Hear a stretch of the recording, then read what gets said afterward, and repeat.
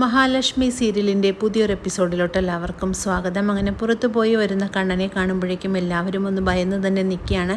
അപ്പോൾ വാമദേവൻ ചോദിക്കുന്നുണ്ട്, നിനക്ക് എന്ത് പറ്റി കണ്ണ എന്ന് ചോദിക്കുന്ന സമയത്ത് കണ്ണനാണെങ്കിൽ ആകെ ദേഷ്യപ്പെട്ടുകൊണ്ട് തന്നെ സംസാരിക്കുന്നു.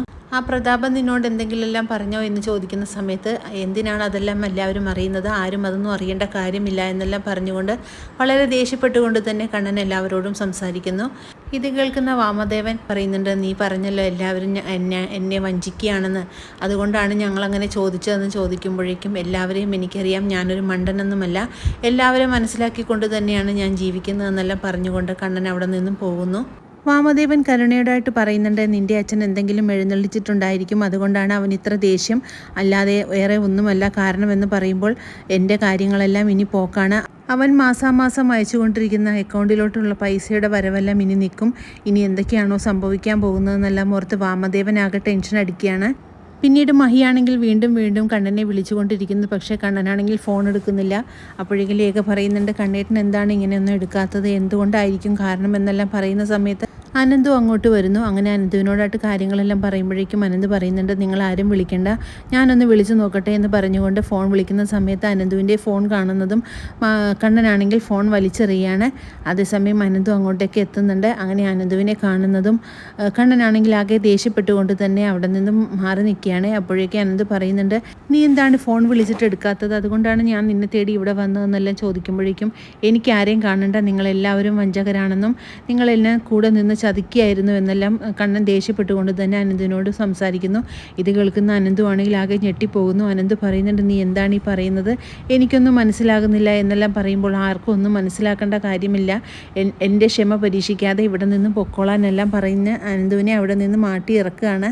അയാളോട് എന്നെ വിളിക്കണ്ട എന്ന് പറയണം, എനിക്ക് അയാളെ വെറുപ്പാണെന്ന് തന്നെ പറയണമെന്ന് കണ്ണൻ പറയുന്നത് കേൾക്കുമ്പോൾ അനന്ത് പറയുന്നുണ്ട്, മഹിയാണെങ്കിൽ ഒരു തെറ്റും ചെയ്തിട്ടില്ല, ഇനി അറിഞ്ഞുകൊണ്ട് മഹി ഒരു തെറ്റും ചെയ്യുമെന്ന് നിനക്ക് തോന്നുന്നുണ്ടോ, അറിയാതെ എന്തെങ്കിലും സംഭവിച്ചിട്ടുണ്ടെങ്കിൽ മഹിയോട് ക്ഷമിക്കാനുള്ളതല്ലേ ഉള്ളൂ എന്നെല്ലാം പറയുന്നത് കേട്ട് എന്നോടൊന്നും പറയണ്ട, എനിക്ക് ആരെയും കാണണ്ട, നിന്നെയും നിൻ്റെ ഭാര്യയും എൻ്റെ ഭാര്യയായ മഹാലക്ഷ്മിയും എനിക്കിനി കാണണ്ട എന്നെല്ലാം പറഞ്ഞുകൊണ്ട് അനന്തുവിനെ അവിടെ നിന്ന് മാറ്റി ഇറക്കി വിടുകയാണ്. പിന്നീട് അനന്തു അവിടെ നിന്ന് പോയതിനു ശേഷം കണ്ണനാണെങ്കിൽ ആകെ ദേഷ്യപ്പെട്ടുകൊണ്ട് തന്നെ നിൽക്കുകയാണ്. പഴയ കാര്യങ്ങളെല്ലാം തന്നെ കണ്ണൻ ആലോചിക്കുന്നു. അതേസമയം അനന്തു ആണെങ്കിൽ അവിടെ എത്തുന്നതും മഹാലക്ഷ്മിയും ലേഖയും കൂടി അനന്തുവിൻ്റെ പിറകെ എത്തുന്നുണ്ട്. കണ്ണേട്ടനെ കണ്ടോ, കണ്ണേട്ടനെ എന്ത് പറഞ്ഞു, കണ്ണേട്ടൻ എന്താണ് ഫോൺ എടുക്കാത്തതെന്നെല്ലാം ഒരുപാട് ചോദ്യങ്ങൾക്കുള്ള മറുപടിയായിട്ട് അനന്ത് പറയുന്നുണ്ട്. കണ്ണനാണെങ്കിൽ ഞാൻ നടക്കം എല്ലാവരും അവനെ വഞ്ചിക്കുകയായിരുന്നു എന്നാണ് എൻ്റെ അടുത്ത് പറഞ്ഞത്, ഇതുവരെ കാണാത്ത ഒരു കണ്ണനെയാണ് ഞാൻ കണ്ടതെന്നെല്ലാം പറയുന്നത് കേട്ട് മഹാലക്ഷ്മി ആണെങ്കിൽ ആകെ ഞെട്ടിത്തെറിച്ച് പോവുകയാണ്. അവൻ എന്തൊക്കെയോ കാര്യങ്ങളെല്ലാം അറിഞ്ഞിട്ടുണ്ട്, അതുകൊണ്ടാണ് അവൻ ഇങ്ങനെയൊക്കെ പെരുമാറുന്നത്, ഇതിനു മുമ്പ് ഞാൻ അവനെ ഇങ്ങനെ ഒരു രീതിയിൽ കണ്ടിട്ടേയില്ല എന്നെല്ലാം അനന്ത് പറയുന്നത് കേട്ട് ആകെ ഞെട്ടി വിറയ്ക്കുകയാണ് മഹാലക്ഷ്മി. പിന്നെ കരുണയാണെങ്കിൽ വാമദേവനോടായിട്ട് പറയുന്നുണ്ട്, അനന്തവേട്ടൻ ഇവിടെ വന്നിരുന്നു, അനന്തവേട്ടനെയും ഇവിടെ നിന്ന് മാറ്റി ഇറക്കിയാണ് കണ്ണേട്ടൻ വിട്ടത്, കണ്ണേട്ടൻ എന്തൊക്കെയോ കാര്യങ്ങളെല്ലാം തന്നെ അറിഞ്ഞിട്ടുണ്ട്, അതുകൊണ്ട് ഇനി എന്തൊക്കെയാണോ സംഭവിക്കാൻ പോകുന്നതെന്ന് അറിയുന്നില്ല എന്ന് പറയുന്നത് കേൾക്കുന്നതും വാമദേവൻ പറയുന്നുണ്ട്, ഇനി നമ്മൾ തമ്മിൽ കാണില്ല, അങ്ങനെയാണെങ്കിൽ എല്ലാ കാര്യങ്ങളും അവൻ അറിഞ്ഞിട്ടുണ്ട്, ഇനി ഞാൻ ഈ വീട്ടിൽ കയറുന്നത് തന്നെ ശരിയല്ല, ഇനി ഞാൻ ഇവിടെ വരികില്ല എന്നെല്ലാം പറഞ്ഞുകൊണ്ട് വാമദേവൻ അവിടെ നിന്നും പോവുകയാണ്. കണ്ണൻ്റെ വിവരങ്ങൾ അറിഞ്ഞ മഹാലക്ഷ്മി ആണെങ്കിൽ കണ്ണനെ കാണണമെന്ന് പറഞ്ഞ് വാശി പിടിക്കുകയാണ്. അങ്ങനെ എനിക്ക് എൻ്റെ കണ്ണേട്ടനെ ഇപ്പോൾ തന്നെ കാണണം എന്ന് പറഞ്ഞ് കരയുന്ന മഹാലക്ഷ്മിയും കൊണ്ട് ലേഖയാണെങ്കിൽ കണ്ണൻ്റെ ഓഫീസിലെത്തുന്നുണ്ട്. അങ്ങനെ ലേഖയാണെങ്കിൽ ആദ്യം തന്നെ കണ്ണനെ കാണാനായിട്ട് അകത്തോട്ട് കയറുന്നു.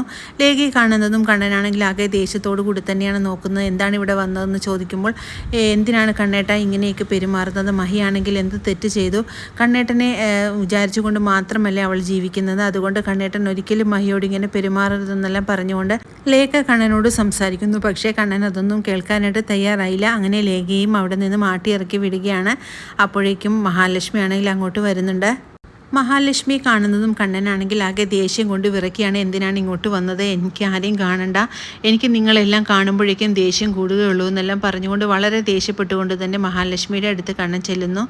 അങ്ങനെ മഹാലക്ഷ്മി പറയുന്ന, കണ്ണേട്ടൻ എന്താ സംഭവിച്ചത്, എന്താണെങ്കിലും എന്നോട് പറയും, ഞാൻ കണ്ണേട്ടനെ അറിഞ്ഞുകൊണ്ട് ഒരിക്കലും ചതിച്ചിട്ടില്ല എന്നെല്ലാം പറയുമ്പോഴേക്കും താൻ ചതിച്ചിട്ടില്ലയോ, എൻ്റെ അച്ഛനെ കൊന്നത് പ്രതാപനാണെന്നുള്ള സത്യം തനിക്ക് പണ്ടേ അറിയാവുന്നതല്ലായിരുന്നു, താൻ എന്തുകൊണ്ടാണ് അതെന്ന് എന്നോട് സംസാരിക്കാതിരുന്നത്, ഞാൻ പല പ്രാവശ്യവും അച്ഛൻ്റെ കാര്യങ്ങളെല്ലാം പറയുന്ന സമയത്തെങ്കിലും എൻ്റെ അടുത്തത് പറയാമായിരുന്നില്ലേ?